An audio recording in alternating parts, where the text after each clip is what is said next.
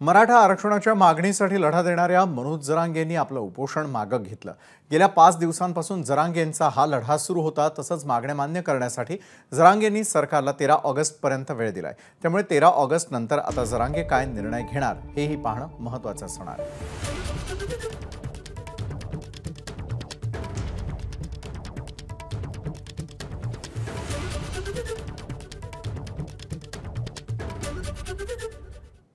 मनोज जरांगेंनी पुन्हा एकदा भाजप आणि महायुतीवरती हल्लाबोल केलेला आहे। त्रास देणाऱ्यांना सोडणार नाही, जो आमच्या विरोधात जाणार त्याच्या विरोधात आम्ही उभे राहणार असं जरांगे म्हणाले।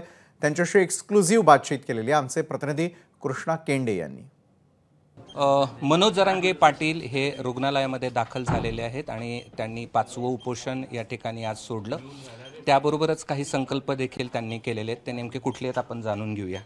तुम्ही काही संकल्प या ठिकाणी केले ते उपोषण सोडताना, ते नेमके कुठले आहेत? संकल्प म्हणजे शेवटी समाजाला न्याय मिळाला पाहिजे हाच उद्देश असतो। मग निमित्त काही पण असू द्या, मग ते निवडणुकीचं माध्यम असू द्या, सामाजिक आंदोलन असू द्या, किंवा सरकारला जरी आपण वाईट बोलतो किंवा चांगलं बोलतो ते समाजाच्या कल्याणासाठीच बोलतो। त्या दृष्टिकोनातूनच केलं की सलाईन लावून उपोषण करणं योग्य नसल्यामुळं म्हणलं ते स्थगित केलेलं चांगलं म्हणून स्थगित केलं। बरं, तुम्ही राज्यातल्या 288 जागांवर उमेदवार देणार आहात का?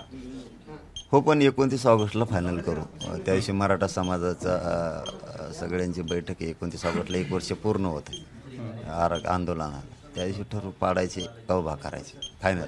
बरं, गरज पडल्यास स्वतः जरांगे पाटील उभे राहणार? नाही बाबा, मी नाही राहणार, पण देणार बाकीच्याला बनावं लागणार आहे नाविलाज। सरकार ऐकणार नसलं तर आणखीन विनंती माझी एबीपी माझाच्या माध्यमातून शिंदे साहेब असतील, फडणवीस साहेब असतील, शंभूराज साहेब असतील की मला राजकारणात नाही जायचं, माझ्या समाजाला नाही जायचं, जे ठरलं ते द्या, बस एवढंच मागण्या।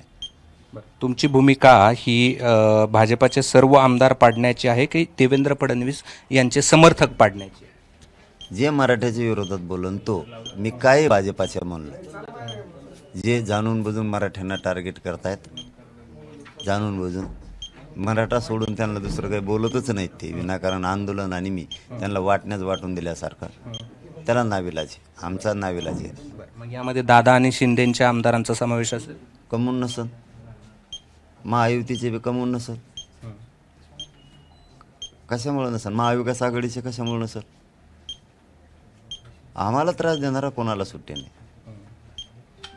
तुमचा सरकारवर विश्वास नाही असं तुम्ही म्हणतात, मग सरकारला सारखा वेळ आपल्याकडनं का दिला जातो? कुठं दिला तेच म्हणते द्या, आम्ही कुठे देतो? पण शेवटी काय असतं बघा, प्रक्रिया आहे ती, वेळ देणं न देणं ही प्रक्रिया आहे एकमेकांसाठी। ते शेवटी राजा असते, राजाला दया असली पाहिजे। आज वेळ देणं घेणं ही प्रक्रिया आहे, ती आम्ही करतोय प्रामाणिकपणानं। सरकारनं प्रामाणिकपणा राबवायला पाहिजे, तो आम्ही राबवतो, एवढाच फरक आहे। एक आणखी शेवटचा फक्त प्रश्न, तुम्ही सरकारचे म्हणजेच महायुतीचे उमेदवार पाडण्याचं या ठिकाणी बोलत आहात, मग तुम्हाला महाविकास आघाडीचा तुम्हाला छुपा पाठिंबा आहे का? दाखवून द्यावा, छुपा पाठिंबा महाविकास आघाडीचा आहे का? दाखवून द्यावा त्यांनी असल्याला, दाखवून दिला पाहिजे त्यांनी 100% आधी दिला पाहिजे।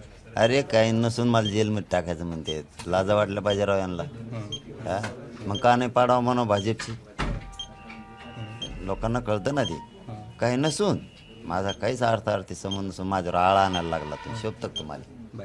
दरेकर, राणे हे पुन्हा मैदानात उतरलेले पाहायला मिळतात, चांगली गोष्ट आहे। मैदानातलेच पिल्ले आहेत, मैदानात येणारच ते, येणारच ना। शेवटी बोलन मी, आता नाही बोलायचं मला माझं आरक्षण आणि पुढं काय करायचं याच्यावर ध्येय लक्ष केलं। ज्या दिवशी बोलन त्या दिवशी यांना वाटणं आपण तोंड दाखायच्या लायकीचे नाही राहिलं, बोलून। शेवटचा प्रश्न, जरांगेंचा पुढचा प्लॅन काय? देणारं बनवणे गोरगरिबाला, पर्यायचं नाही। बरं, तुम्ही दौरा जो केलाय तो निश्चित पुढचा होणार आहे, जो तारीख घोषित केली पश्चिम महाराष्ट्र, उत्तर महाराष्ट्र, कोकण, मुंबई, विदर्भ सगळ्या कुणबी कासानात पण मराठ्यांना आवश्यकता आहे आमची दोघांची एकमेकाला। मराठ्यांना कुणबींची गरज आहे, कुणबींची मराठ्यांना गरज आहे, आम्हाला एकमेकाची गरज आहे। स्वतःच्या मुलासाठी जातीसाठी आम्ही संघर्ष करणार। ठीक आहे, धन्यवाद। हे होते मनोज जरांगे पाटील आणि ॲडमिट झाल्यानंतरची त्यांची ही भूमिका होती। कॅमेरामन धनंजय दारुंटेसह मी कृष्णा केंडे, एबीपी माझा, छत्रपती संभाजीनगर। एबीपी माझा उघडा डोळे बघा नीट.